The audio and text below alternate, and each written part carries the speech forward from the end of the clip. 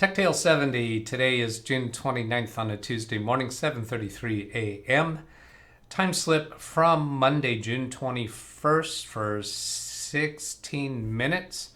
And this is for the law office Papa and work for the person Mike, Quebec. Adjusted a via IP phone system to disable requirement for a password when retrieving voicemail via phone handset. So she's sitting at her desk, picks up the phone handset, punches buttons to pick up voicemail. No one else in the office that the manager knows about has to put in a password.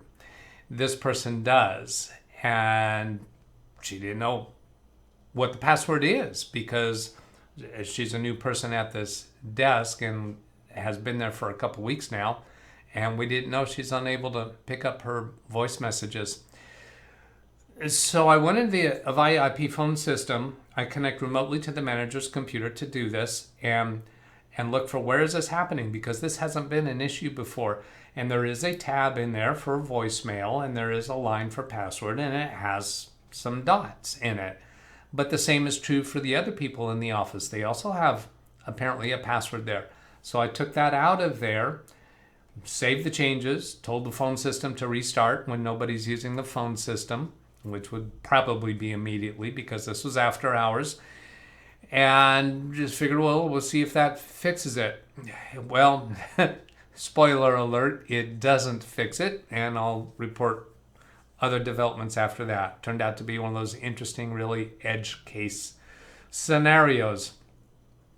Then the next day, June 22nd, on a Tuesday, for the CPA office, Sierra, 9:32 to 9:49 a.m. for Juliet. He is the CPA of the office. Well, actually, he does have another CPA that is kind of partnered with. I don't do much computer support for him, though. He kind of does his own thing. Fixed printing through LogMe and connection to Office computer. Uninstalled McAfee software from Office computer. Fixed his wife's computer printing and disabled news and features for all three of those computers. So I'm connected to his home computer. He's connecting remotely to his office computer through LogMe and unable to print to his printer that's at home from the software that he's running from his work computer. So there's a check mark on remote printing within the LogMe software that occasionally gets lost. Probably it was due to LogMe prompting him for an update to their software. It happens on occasion. I've shown him how to fix it before, but he doesn't retain that awareness from one instance to another. So while I was connected to his home computer, connected to his office computer, I noticed the office computer had the McAfee software installed. In a prior time slip a week or two ago, I reported that his home computer had McAfee installed after he had done an update to Adobe Acrobat Reader, because it by default installs McAfee software. So I uninstalled it from his office computer. Apparently he'd done an update there as well. So then with his wife's computer, she had a second printer icon that had the name of that printer that they have, and neither one was selected as the Windows default printer. So I selected the current one to be the default printer and deleted the second icon. So she was selecting the wrong one, apparently, when she was trying to print. And I think most of you know about the news and features icon that showed up through a Windows update. A couple weeks ago, I just disabled that for all three computers. So then on the 22nd, Tuesday, 8 minutes, this is for an individual, Charlie Lima. She used to work for the apartment building Golf that I often tell you about. Her husband used to run a painting business, self-employed. He no longer operates that. So the laptop that's left over from that painting business is what she was calling about. 11:35 to 11:43 a.m. phone support to discuss options for laptop monitor that is beginning to fail. Slight twisting pressure causes change in symptom of lines on the screen. Recommended leaving lid open and never closing, or closing and opening while minimizing twisting pressure. Can connect an external monitor. Recommended replacing the computer with a refurbished computer from Amazon instead of replacing the monitor lid. Display may suddenly cease to function, but data should be accessible. Computer is currently only used for internet activity, although it has historical business data no longer actively used. So that's kind of a long time slip, considering it was an 88-minute time slip. And mostly that length is to give me a point of reference, because some months from now, or even years from now, she's likely to call saying, hey, the computer won't work. It won't turn on. Quite likely by then she may have forgotten the reason that she's leaving the monitor open. So we determined that it was the monitor. She said there's a line that starts at the bottom and rises up, and then it does it again and again and again. So I had her just put her hands on the side and just do a slight twisting, and she says, yeah, that has an effect. So clearly it's the monitor going bad. Now I can replace it. I've replaced lots of monitor lids before. I'm not afraid of that task at all. But by the time we buy the monitor and do the replacement, and I get possession of the computer and goes back to her, the amount of money that she'll spend on that, it's not much more to just buy a used or refurbished laptop from Amazon. She only uses this now for internet activity, very minor activity.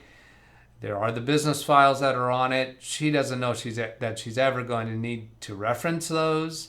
So they're not actually backed up anywhere. And I think we discussed that, but it's clearly not going to be a crisis if it's lost.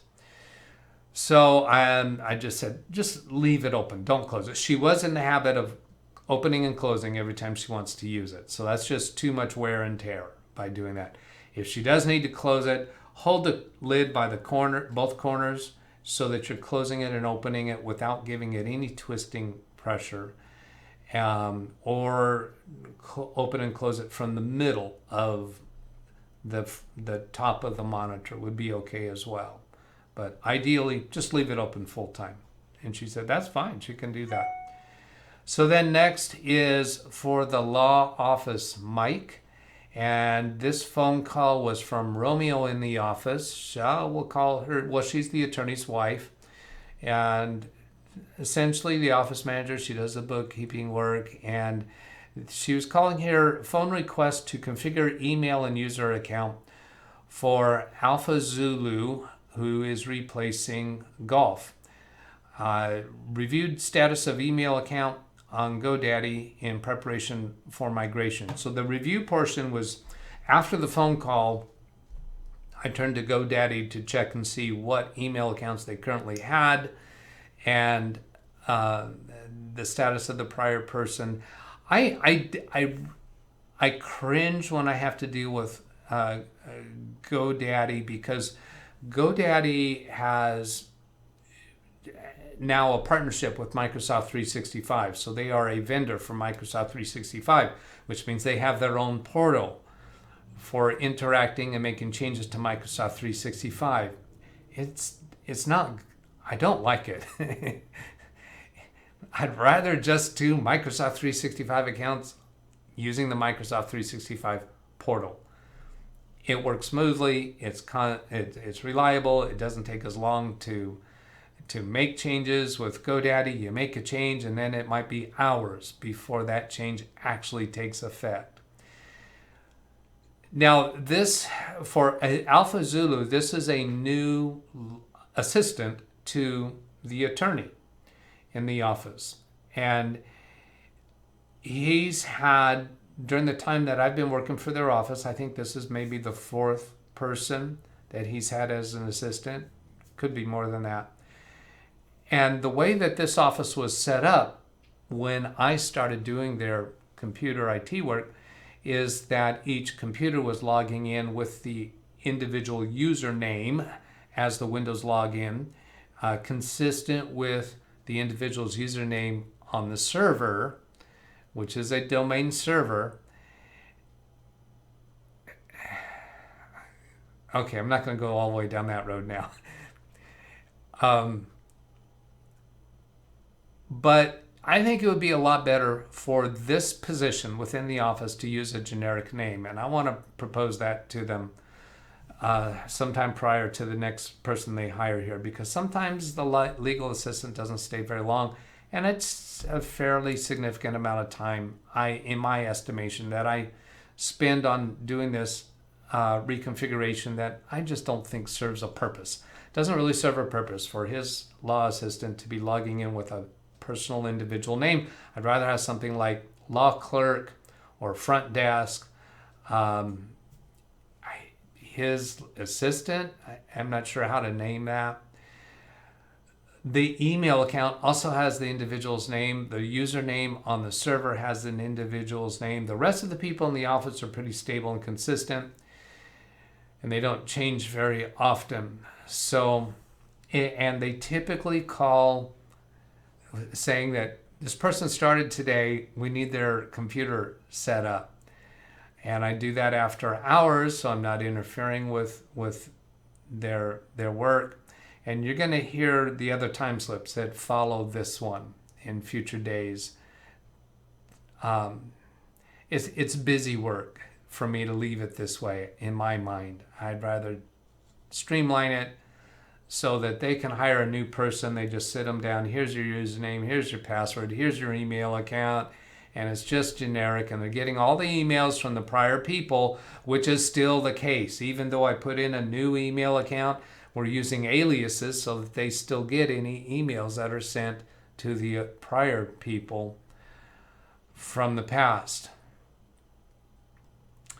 So that'll do it for this edition, and I hope that was useful. Have a great day. Catch you later. Goodbye.